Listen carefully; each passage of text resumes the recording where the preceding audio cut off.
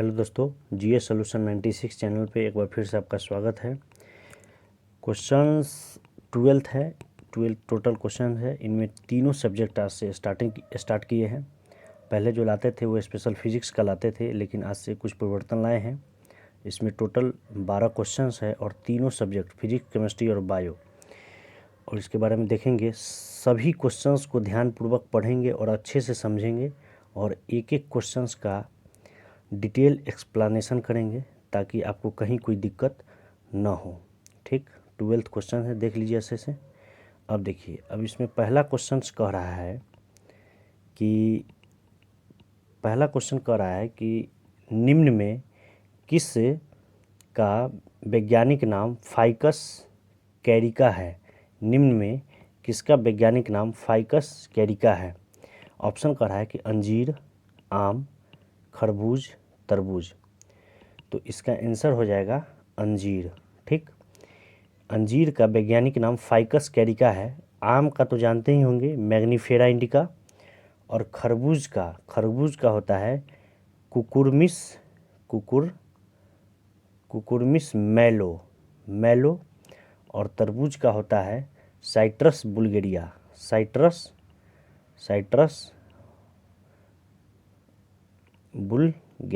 ठीक, citrus Bulgaria. अंजीर का फाइकस कैरिका, खरबूज का कुकुरमिस मैलो और तरबूज का होता है साइट्रस बुल्गेरिया। ठीक, नेक्स्ट क्वेश्चन कह रहा है कि हमारे शरीर को दैनिक रूप से आयोडीन की कितनी मात्रा आवश्यक होती है। तो हमारे शरीर को दैनिक रूप से आयोडीन की कितनी मात्रा आवश्यक होती है, तो इसका हो जाएगा 20 mg जो है ना, मिलीग्राम हमारे शरीर को आयोडीन का मात्रा चाहिए। इसमें 1 mg जो है, 1 mg पोटेशियम का चाहिए और 25 mg लोहा का चाहिए। लोहा अगर मेल का यानी बॉय कहेगा, लोहा बॉय में कितना, तो 25 mg, और फीमेल यानी गर्ल्स में लोहा कितना % चाहिए, कितना मतलब ग्राम, तो इसमें थोड़ा ज़्यादा चाहिए गर्ल को, 35 mg। ठीक, नेक्स्ट देखते हैं। नेक्स्ट कह रहा है कि लहसुन का गंध किसके वजह से होता है। लहसुन का गंध किसके वजह से होता है। इसका ऑप्शन कह रहा है कुकुरमीन, एलाइसिन, सल्फाइड, सोलिनिन। तो इसमें मेरा आंसर हो जाएगा एलाइसिन। एलाइसिन जो है, इसमें लहसुन के गंध का वजह बनता है एलाइसिन। और कुर्कुमिन जो बनता है, ये हल्दी का पीला रंग, हल्दी जिसके कारण पीला होता है, उसका वजह है कुर्कुमिन। ठीक, और सल्फाइड जो है, सल्फाइड प्याज में गंध, लहसुन में गंध एलाइसिन और प्याज में गंध बोलेगा तो सल्फाइड। और सोलिनिन से नाम से ही क्लियर है, ये जब भी होगा तो आलू से रिलेटेड, यानी आलू के कंद का जो ऊपर वाला पार्ट हरापन जो हो जाता है ना, हरा, वही होता है सोलिनिन की वजह से। ठीक, नेक्स्ट कह रहा है कि किस ग्रंथि से कोर्टिसोल हार्मोन स्रावित होता है। इनमें से किस ग्रंथि से कोर्टिसोल हार्मोन स्रावित होता है। पहला ऑप्शन है अग्नाशय, दूसरा है अधोवृक्क, तीसरा है पीयूष, चौथा है जनन ग्रंथि। तो इसका आंसर हो जाएगा कोर्टिसोल हार्मोन किस ग्रंथि से, तो अधोवृक्क ग्रंथि से। अग्नाशय से निकलता है इंसुलिन हार्मोन, पीयूष ग्रंथि से वृद्धि हार्मोन निकलता है, जबकि जनन ग्रंथि से प्रोजेस्टेरोन ये सब निकलता है, प्रोजेस्टेरोन जनन ग्रंथि से। ठीक,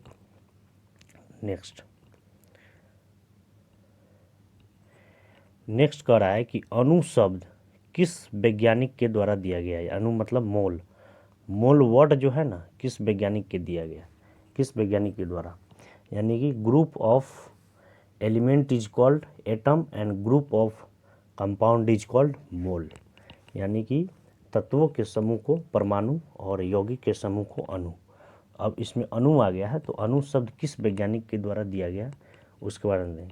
तो अणु शब्द जो है ना, ये दिया गया था ओस्टवाल नामक वैज्ञानिक के द्वारा 96 में, ठीक। और ये ड्रेमेटस जो दिए थे वो परमाणु शब्द दिए थे, एटम वर्ड, एटम का वर्ड जो दिए थे ड्रेमेटस। और डाल्टन जो दिए थे एटम थ्योरी, यानी डाल्टन सिद्धांत दिए थे, डाल्टन ने परमाणु सिद्धांत दिए थे, ठीक। परमाणु सिद्धांत डाल्टन, और परमाणु शब्द ड्रेमेटस, और मोल यानी अणु शब्द ओस्टवाल। नेक्स्ट कह रहा है कि 25 ग्राम H2SO4 में कितने मोल है। 25 ग्राम H2SO4 में कितने मोल है। H2SO4 मतलब सल्फ्यूरिक अम्ल।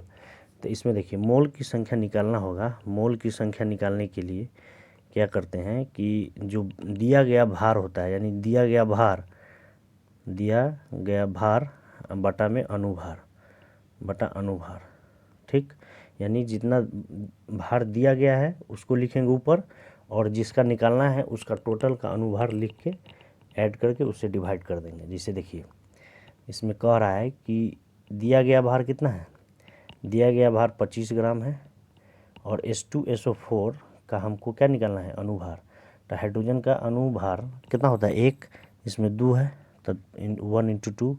सल्फर का क्या होता है 32 प्लस ऑक्सीजन का कितना होता है 16, क्या वो ऑक्सीजन है 4 को 64, तो 64 और 32 कितना हुआ 96 और 2 98, यानी टोटल 98 से डिवाइड कर देंगे तो मेरा आंसर आ जाएगा 0.255। ये आ जाएगा नंबर ऑफ मोल, यानी मोल की संख्या, नंबर ऑफ मोल, ठीक।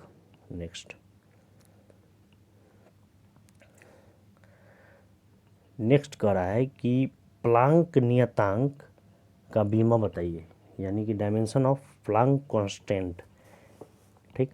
तो प्लांक कांस्टेंट निकालने के लिए इसका फॉर्मूला देखेंगे कि प्लांक नियतांक E बराबर h न्यू होता है, ठीक ना। न्यू इसमें हो जाएगा फ्रीक्वेंसी आवृत्ति, h हो गया प्लांक नियतांक, और E हो गया एनर्जी। तो हमको प्लांक नियतांक निकालना है तो इसको चेंज करेंगे, h बराबर क्या होगा E बटा न्यू।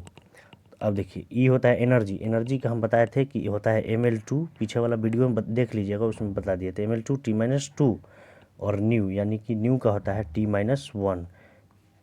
तो इससे ये कटेगा तो ऊपर आ जाएगा T-1, यानी ml2 T-1, ये हो जाएगा प्लांक कांस्टेंट का डायमेंशन, ठीक। यानी ऑप्शन नंबर बी।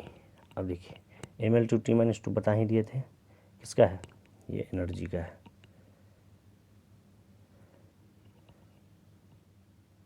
नेक्स्ट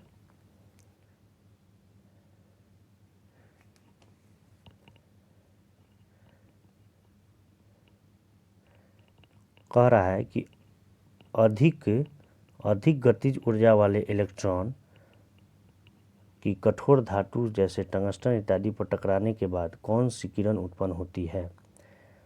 तो ऑप्शन कह रहा है कि गामा किरण, एक्स किरण, अल्फा रे, इनमें से कोई नहीं, तो इसका आंसर हो जाए अल्फा किरण, ठीक। अल्फा किरण और गामा किरण क्या है, इसका एक्स किरण इसका आंसर हो जाएगा, और ये अल्फा रे है, ये पॉजिटिव रे होता है, ठीक, पॉजिटिव धनात्मक, और ये निगेटिव होता है, निगेटिव बीटा होता है, बीटा निगेटिव, और गामा ये चार्जलेस होता है, यानी इस पर कोई आवेश नहीं होता है। और एक्स किरण की खोज कौन किया था, रोंटगन ने, ठीक। नेक्स्ट देखते हैं।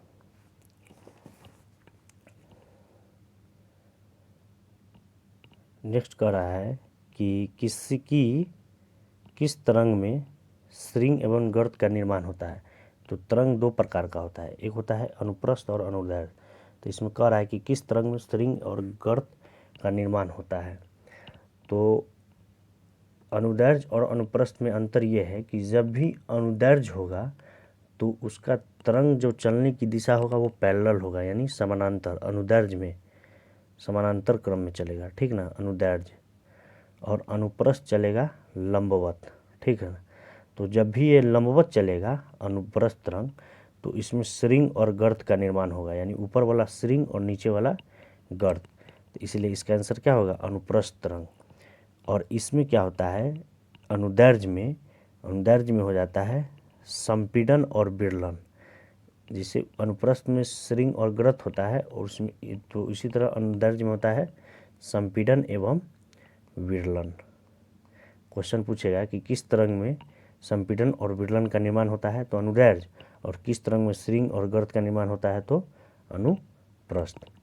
जैसे रस्सी को झटकने पर उत्पन्न तरंग, तो रस्सी ऐसे से तो होता है, तो अनुप्रस्थ, यानी इसमें कौन बन रहा है, लंबवत तरंग चल रहा है, कण का दिशा। चलिए नेक्स्ट।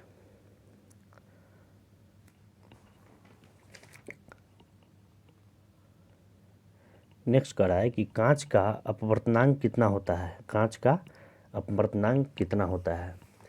तो अपवर्तनांक उसको कहते हैं जिसके सहायता से हम कोई भी पदार्थ को सघन या विरल सघनता और विरलता पता चलता है, जो कितना मोटा है या कितना पतला है, ठीक ना। सघन मतलब मोटा और विरल मतलब पतला। तो जिसका अपवर्तनांक, अब इसमें देखिए कांच का अपवर्तनांक पूछ रहा है, तो अपवर्तनांक निकालने का तरीका क्या होता है कि ऊपर अपवर्तनांक जब निकालेंगे ना अपवर्तनांक, तो ऊपर में हो जाएगा निर्वात में प्रकाश की चाल, निर्वात में प्रकाश की चाल बटा उस माध्यम में प्रकाश की चाल, जिस माध्यम का अपवर्तनांक निकालेंगे, माध्यम में प्रकाश की चाल, ठीक। तो इसमें देखिए कांच का कह रहा है, तो कांच का क्या होगा, कांच का अपवर्तनांक कितना होता है, तो कांच का अपवर्तनांक होता है 1.5, और 1.008 है ये हवा का अपवर्तनांक दिया है, एयर का, और 1.33 दिया है वाटर यानी जल का, जल का अपवर्तनांक, और 2.48 किसका दिया है, ये हीरा का दिया है, ठीक। अब नेक्स्ट देखिए,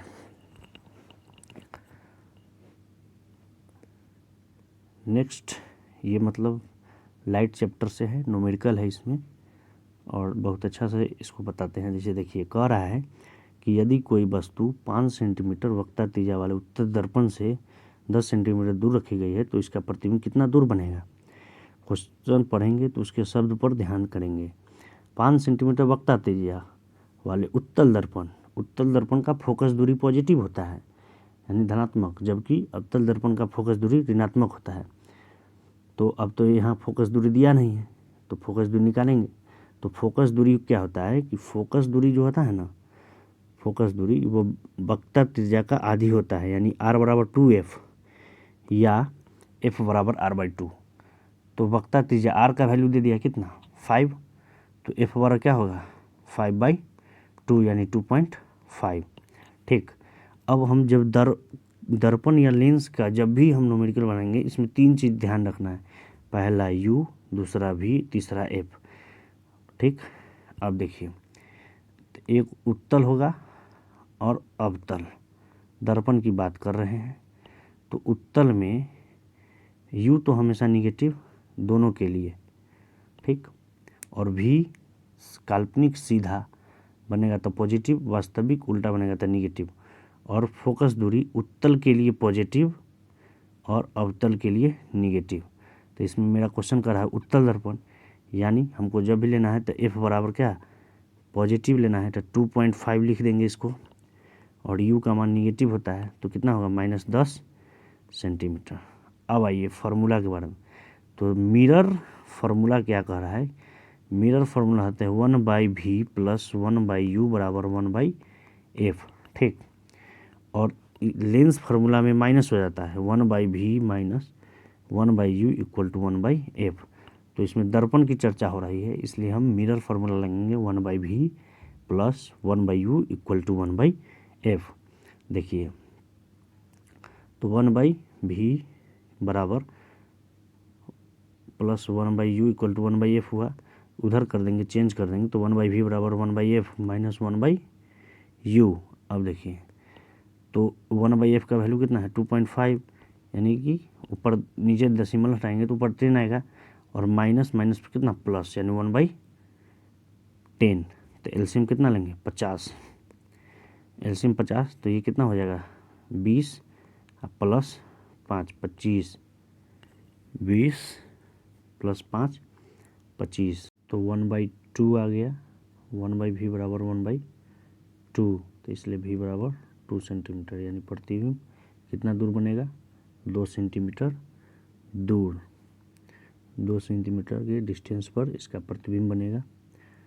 और बताते हैं अभी इसका क्या क्या पॉइंट है। सो अब जैसे देखिए तो इसका आंसर क्या हो जाएगा, इसका आंसर, इसमें तो ऑप्शन दिया नहीं है, किसी को काट लीजिएगा, 2 सेंटीमीटर। ठीक, अब बताते हैं, देखिए अब यहाँ देखिए लेंस और मिरर, लेंस और मिरर, लेंस भी 2 टाइप का, मिरर भी 2 टाइप का। तो देखिए लेंस फार्मूला क्या होता है कि 1/v माइनस 1/u बराबर 1/f।